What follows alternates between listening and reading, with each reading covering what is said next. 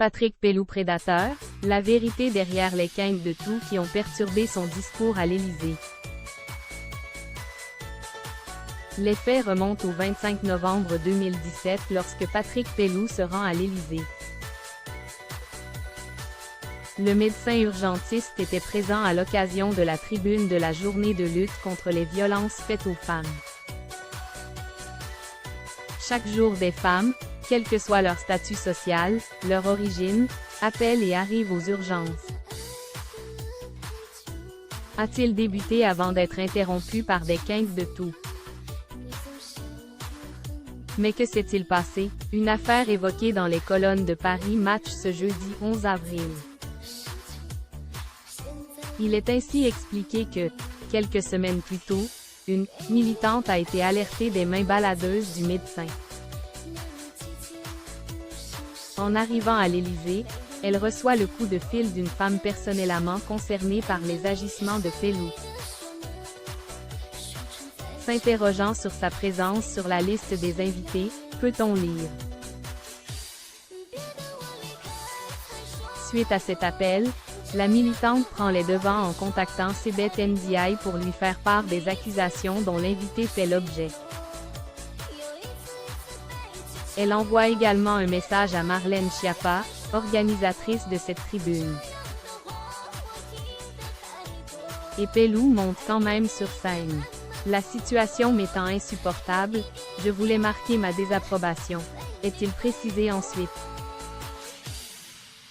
Pour cela, la principale concernée s'est mise à tousser. Qu'il s'affiche comme le chantre de ce sujet constitue une stratégie afin de devenir intouchable. Précise-t-elle avant de faire une comparaison avec Patrick Poivre d'Arvor, également accusé. Il a écrit dans la préface d'un livre féministe mais aussi le procureur de New York, tombeur de Weinstein, qui a dû démissionner en raison d'accusations de violences sexuelles, affirme-t-elle.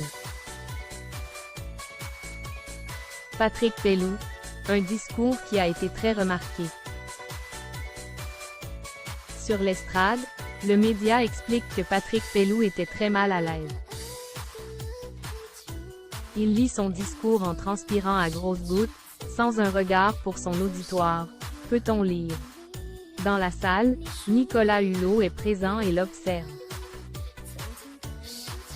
Pour rappel, il était le ministre de la Transition écologique et il a été accusé de viol 3 mois plus tard.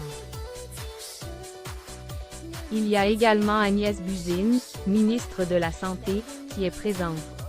Je me suis demandé ce qu'il faisait là, confie-t-elle avant de poursuivre. Je ne le savais pas du fait de la cause des femmes. Puis en entendant la salle tousser, j'ai compris qu'il y avait un problème. Suite au discours, Agnès Buzyn a souhaité se renseigner. J'ai appris qu'il était loin d'avoir un comportement exemplaire avec la gente féminine, c'est pourquoi il en a été exfiltré de Saint-Antoine, a-t-elle conclu. À la fin du discours de Patrick Pelloux, c'est Marlène Schiappa qui a souhaité revenir sur cette quinte de tout. Elle a d'abord fait preuve de beaucoup d'humour, afin d'éteindre le malaise qui était très présent. S'il y a des personnes qui ont des maux de gorge, il y a des verres d'eau à disposition dans la salle à côté, a-t-elle débuté. Évoquant ensuite la présence d'Agnès Buzyn dans la salle. Au pire, la ministre de la Santé pourra vous prescrire quelque chose si vraiment ça perdure, a-t-elle conclu. Au moment des faits, Patrick Pelloux avait répondu à nos questions. Il avait d'abord expliqué ne pas avoir été troublé par ces quintes de tout. Et avait avoué ne pas avoir compris ce qu'il s'est passé. Le principal concerné avait ensuite affirmé avoir été voulu par l'Élysée, précisant n'avoir jamais demandé à y venir. Patrick Pelloux accusé. Le principal concerné nie les faits. C'est en novembre 2020, dans les colonnes du Monde, que Karine Lacombe a pris la parole pour la première fois.